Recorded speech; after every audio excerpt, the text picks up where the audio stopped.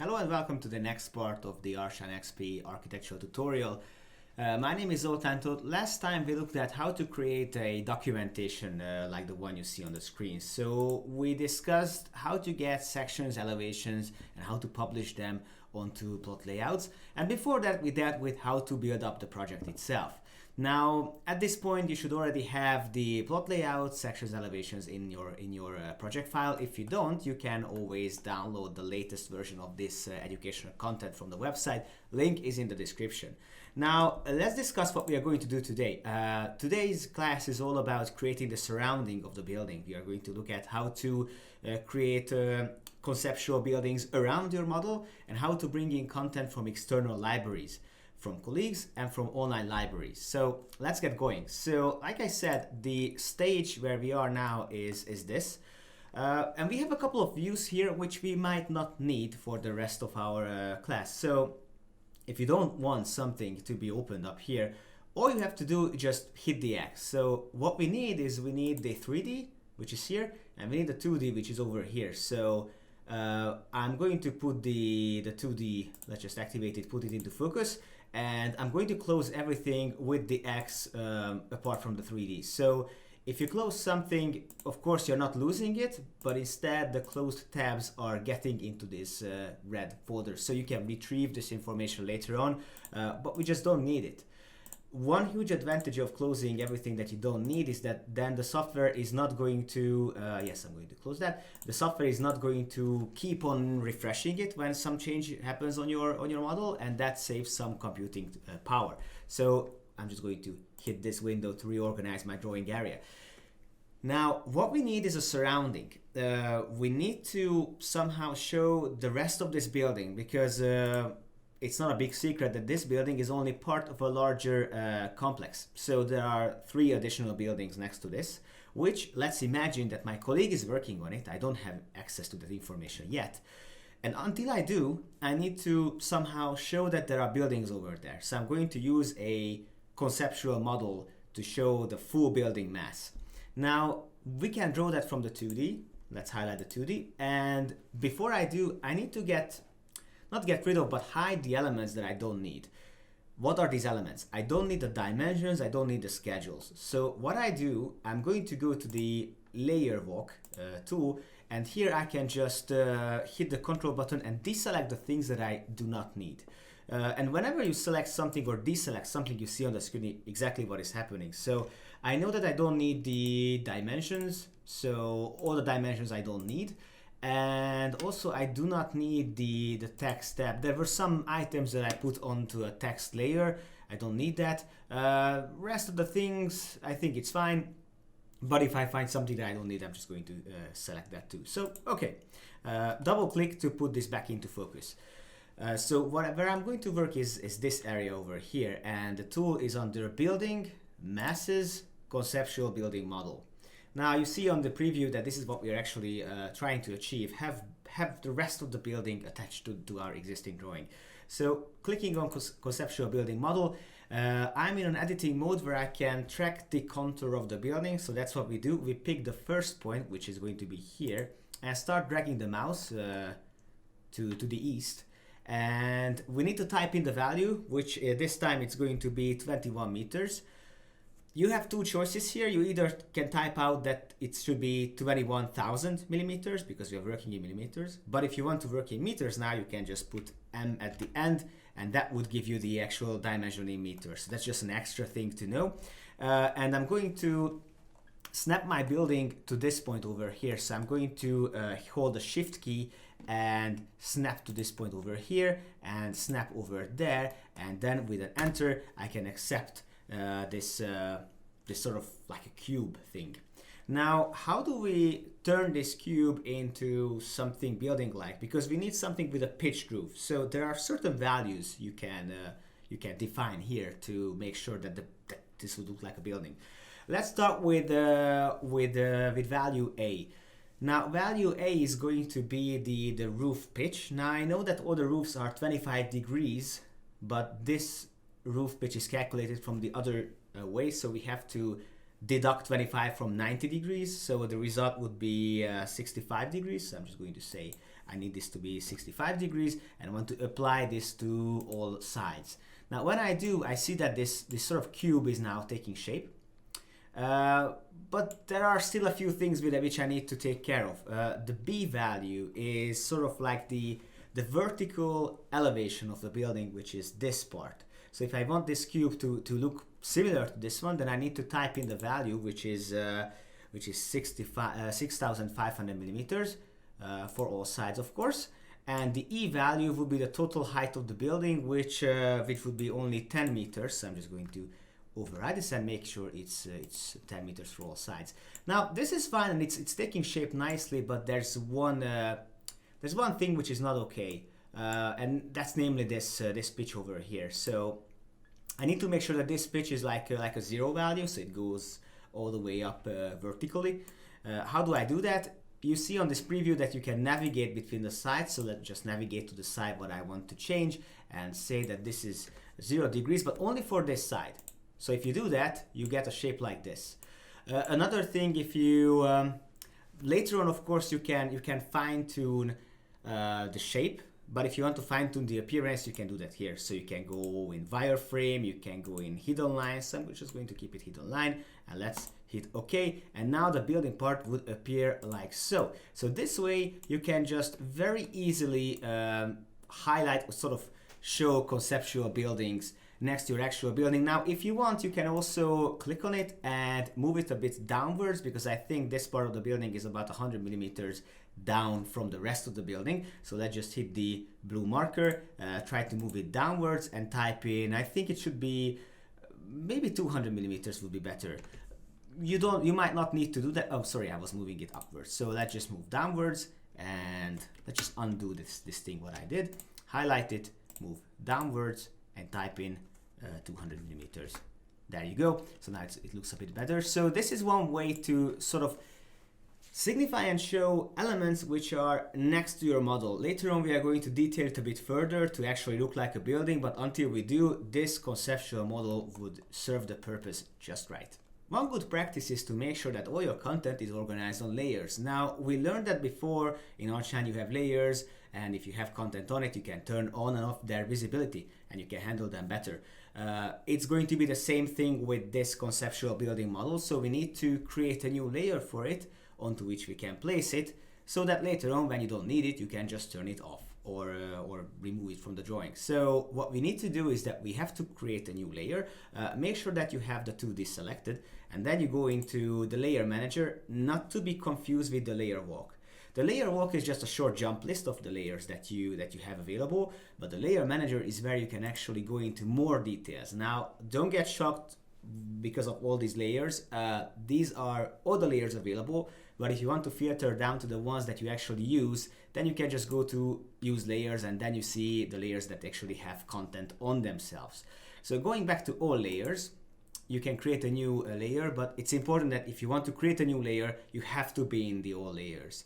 If you're not, and you try to create something here, the software tells you that you need to be in the all layer selector, the container. So let's close this, going to all layers, click on this button over here to create a new layer, and here we go, we have that here.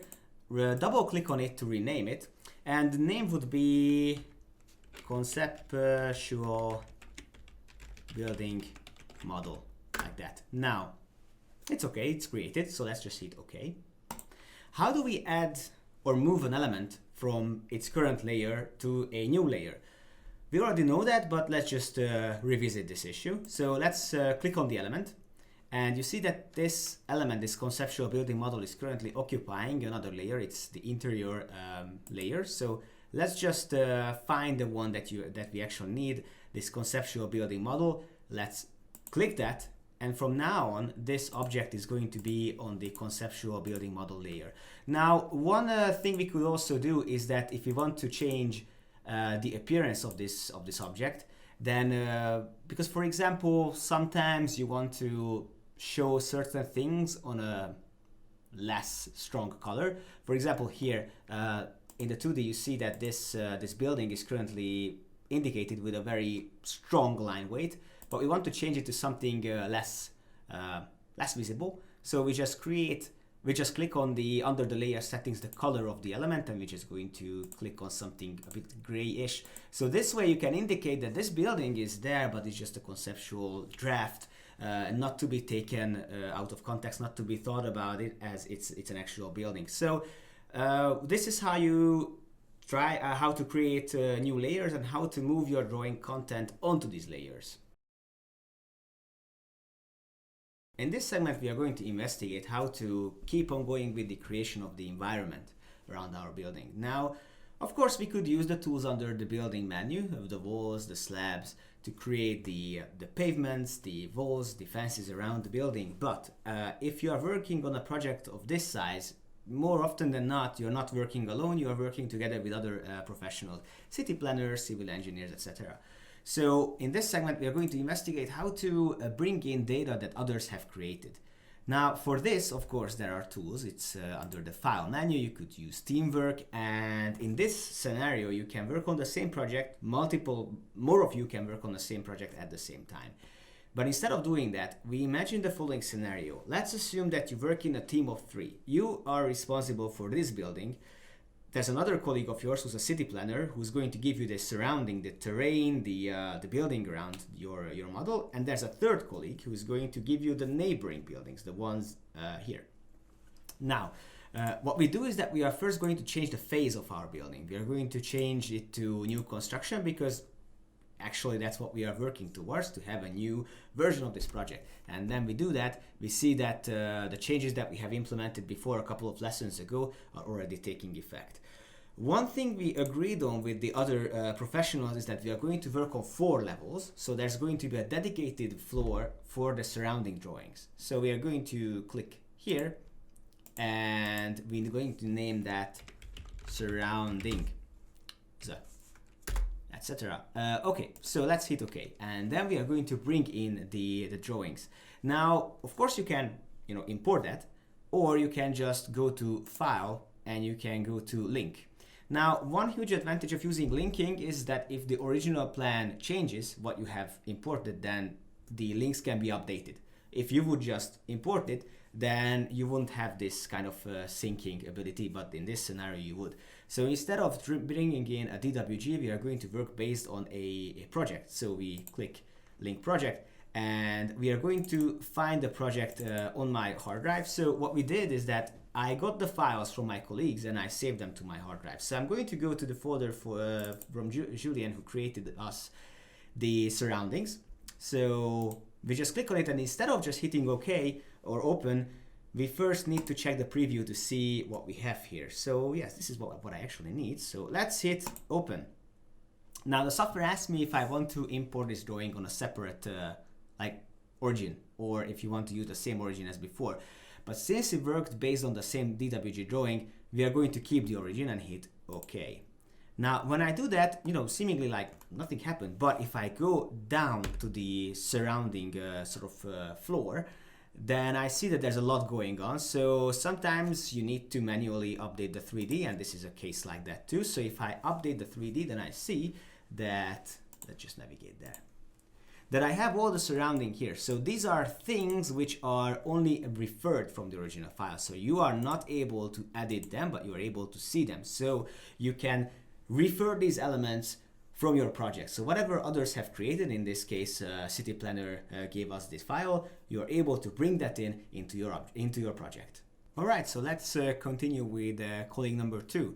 So up until to this point, we have imported the surroundings and the buildings around my project. But now we are going to look at the neighboring, the continuation of this complex. So we are going to do it the same way. So we go to the 2D, jump into File, we go to Link a project, and we look for the same folder, but instead now we are going to go for another colleague's project, and that's going to be Tomasz, who gave us the file for the remaining 1, 2, 3 buildings. So again, we click on it, we click on the preview, and we see that here's our original building supposed to be, and there are 3 additional buildings to our structure. Let's hit open, and again the origin is going to be the same. And once I have imported that, We see it on the 2D, in the 3D not so much, so we are going to click on the 3D hammer to rebuild the 3D in order to see what Tomasz has created. Now let's go into the 3D and investigate what we have here. We see that the buildings appear, but there seems to be an overlap. Now this overlap is because, if you remember a couple of lessons ago, we did create a mass model next to our building, this thing over here, to signify the neighboring buildings, but now we have the neighboring buildings piled on top of it. So our task is now to hide this temporary measure and show the content that Tomasz has created. So what we do is that we go to the back to the 2D, and I see that I have the building mass, the conceptual building model selected, and I know that it's on the layer called conceptual building model. So we go to layer walk, and we can just find the layer that we don't need, which should be somewhere here, conceptual building model. Here we go. Now I switch it off, but in the 3D nothing seems to happen. That's because if you do any kind of change in the 2D in terms of layers, you might need to click on the 3D hammer again, and that would update the model, and then the building model would be gone, and instead we would have the whole thing. So again, just to recap, now we have the surroundings, we have the buildings around our structure, and also we have the neighboring buildings. So the actual thing that we created during this lesson was only this part, but using the linking options, you can refer to project files which have much more content, and that is the neighboring buildings, the buildings around our little complex, and the terrain. So that's how you can work with external content used from other colleagues' works. Now that the surrounding is created, let's continue with our little model over here and enrich the background garden over here. So we have this area, and we want to have a nice little deck over there, maybe with a swimming pool. So how do we create that? Now, first of all, one thing you need to know is that, or keep an eye on that, even though I see everything in the 3D, in the 2D not everything is visible. This is because the elements I have brought in from external sources are kept on a different level. They are stored on the surrounding floor, so you need to enable the visibility of this floor in order to see what's under it. So we need to have a deck that goes something like this, and of course for this we are going to use the slab tool. So before we place a slab, as always, we go to properties, structure, slab, and here we can fine-tune how our little slab is going to look like. We know that the base offset from the floor would be 0, that's fine, but total thickness would be minus 300. And something needs to be done with the materials, because the top material should be different from the side and the bottom material. So we are going to unlink the sides, and we are going to, I think it should be 0, yeah. So we are going to click on this material over here, and we are going to change it to something else. So we know the material that we're looking for is called Deckwood 11, which we don't have in the model yet. So we go back to the main folder of the materials, and we are going to, well, you can just look for 11, and that will give you the result. So let's hit OK, and OK again. So how do we position this slab over this area? We are going to use the tool slab, of course, and slab in sketch mode. So what we do is that we are going to click on the lines that were imported or linked, and let's just track the contour. Now here we are in a bit of a pickle, because we want to, you know, snap somewhere here, but there's no guideline. So what you can do is that you just hover the mouse over this point over here and allow the software to project the snapping point over there. So here we go, 1, 2, 3, and I think this will be the last point, and hit enter, and that would give you the right result. So here we go. Next thing we are going to achieve is, well, actually I made a mistake over here, because I accidentally started the slab from the installation layer. If you want to amend that, you can click on the contour and hit offset, and offset it to the slab over here. So this is just to show you that certain elements, offsetting and node moving, can be done both in the 2D and the 3D. Let's now create a pool onto this deck, which is going to teach us two things. One, how to create a hole on a slab, and how to fill that hole up with another material, which in this case would be water. So right off the bat, I know that the pool what I have is 5.5 meters times 3.5 meters, which is not which is too large for this area. So I need to click on the side of the slab and just extend it a bit until it finds this corner point over here. So now I have enough space to create the pool over here. But the question is, how do we do that? Now, if you want to create a hole in a slab, you can just go to the context menu and click hole and create the hole. But how do you know what the size of the hole should be, or how do you know what the shape of the hole should be? Now, in this kind of cases, I always recommend our learners to pre-draft the shape that you want to create. So what we do is that we are going to use the drafting tool, namely the rectangle, to mock up the shape, what we are going to then ask the software to track and create a hole in our slab using that. So we click the rectangle and we click a starting point like so. And when you start dragging the mouse, you see that there are two values, the X and Y spacing, that you can define to tell the software how large the rectangle should be. So if you now click on the tab tool, you see that you can toggle between the X and Y axis. So let's start with the X one, the horizontal spacing, and we add the value of 5,500 meters, which for us it's, well, 5,500 millimeters, should be 5.5 meters. Hit enter, and when I do, I see that the software now locked the rectangle in this width, and now only the height, if you like, or the Y axis is free for me to edit. I don't have to push the tab again. I just need to type in the value, which would be 3,500 millimeters. Here we go. So now we have a rectangle. I don't like the position, so I need to move it in order to line up with this point over there. So I can do that by first hitting the escape button to terminate the drafting tool, and then select the rectangle and say that you want to move it from a point, and click on this point over here. And now you are able to move it anywhere you want. So now we are just going to snap it to something more convenient. Let's say here. I want to make sure that I would have enough space here for some lawn chairs. And now what we do is that we need to round off the edges. Now, how do we do that? We have the whole rectangle selected, and if I click on the sides, I have access to a fillet tool. But you can also fillet all, which means that you only need to do this once, and then the software would, track all the corner points. So let's hit fillet all and start rounding it off like so. There's no written guideline on what would be a right value or dimension. You just need to do it, by visuals. So if it looks appealing, it should be fine. So now we have a very nice rounded off pool, but we need to now ask the software to use this shape, and based on this, it should punch through the slab. So we go back to the slab itself, and we are going to say that I now need to have a hole, and I'm going to create a hole, and now we are going to use a closed loop and click on an inner point of an area to pick up the shape. Like so. So when you click inside an area, then the software recognizes, okay, there are boundaries over here. I'm going to fill that up, and based on that, I'm going to punch a hole into your slab. All right, next thing we are going to do, we have to fill this hole up with something. So we have to fill this up with another slab, which would signify for us the water surface, like the surface of the pool. So we are going to hit escape to terminate this tool of creating a hole, and we go back to building. We go to the properties, structure, slab, and we have to predefine what the water surface should look like. So we know that the base offset should be a little bit lower than what we have now. So it should be, I think, minus 100 millimeters. And the thickness, it should be minus, let's say, 200.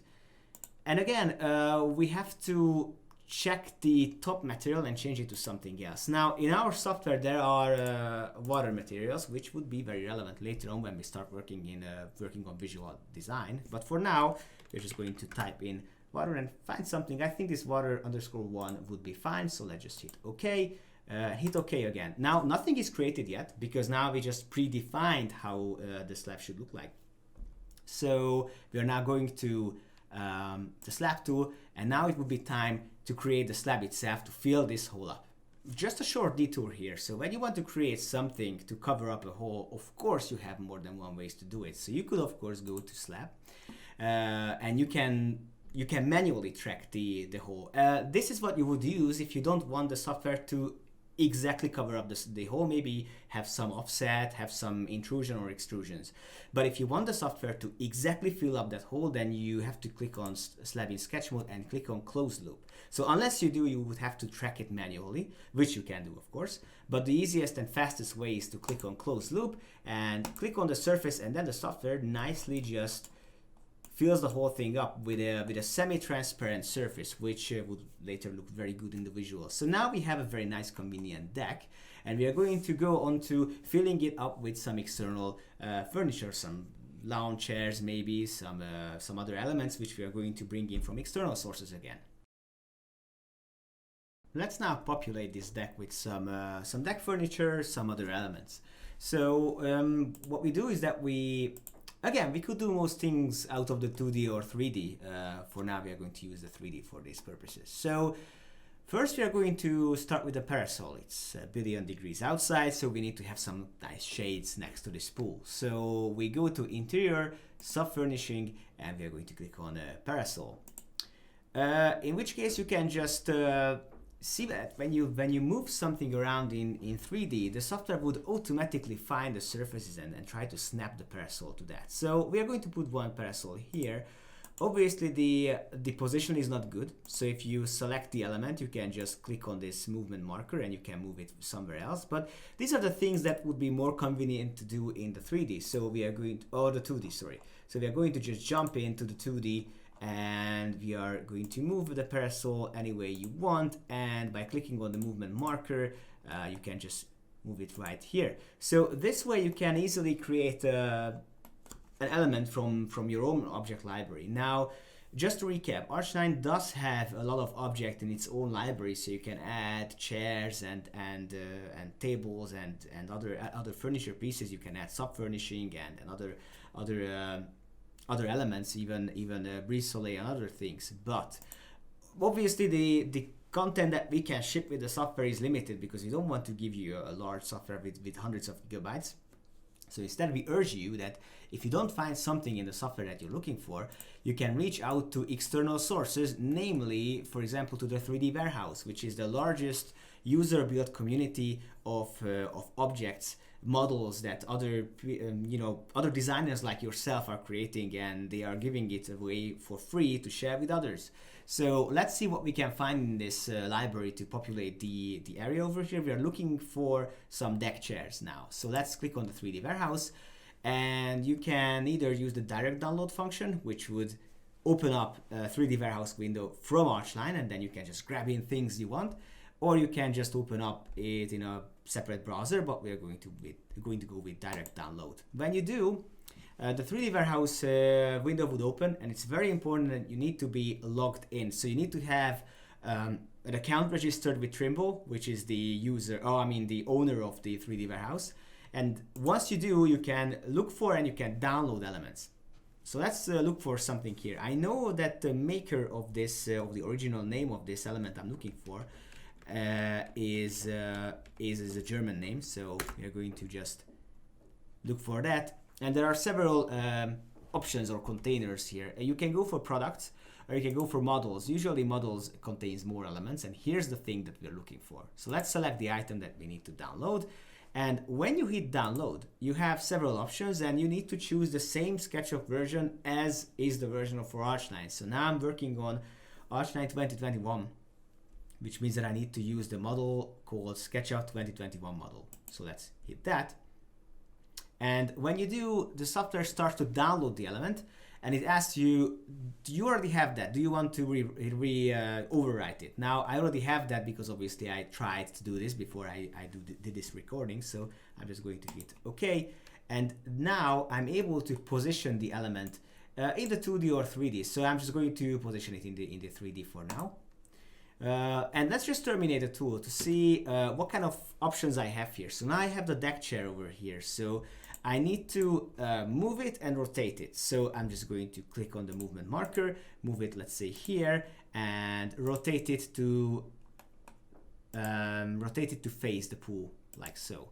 Now, if you want to give it, make it another version to create a copy of this, then you can just click on the movement marker and you say move a copy, move it somewhere, let's say here, and we are going to click on that, and move to, well, I think it should be somewhere here. Maybe I made things a bit too dense, but I think this would look, well, I think this looks fairly decent. Now, another thing we need here is a ladder to be able to climb in and out of the pool, because otherwise how would you do it? So let's go back to the 3D warehouse and download another object. Now, the reason I'm downloading again some things here is because I want to show you what happens if you want to move things vertically, because for now ARCHLine managed to snap things nicely onto surfaces, but every now or then you need to be able to move things in the z-axis as well. So let's look for an object. It's called a swimming pool ladder. Again, we go to models and we are looking for this element over here. So let's select it. And again, if you download it, we need to have the 2021 version. Click on that, it thinks for a few seconds, and then the download button appears. Again, it tells me that it's already existing. So we need to position it. Now, it's not facing the right way, so you need to rotate it 90 degrees, like so. And you can just snap it over here or something like that. Now, the problem is that now there are two things actually. One thing is that if I zoom in, I see that these kind of fixtures are not in line with the pool, so I need to move it like that. But that would give me some problems, because I'm not able to select the elements, the sides of the object. Now, this is because of a setting in ARCHLine. In ARCHLine, the software is able to snap only to the hotspots, the reference points of an object, or it can snap to any other point.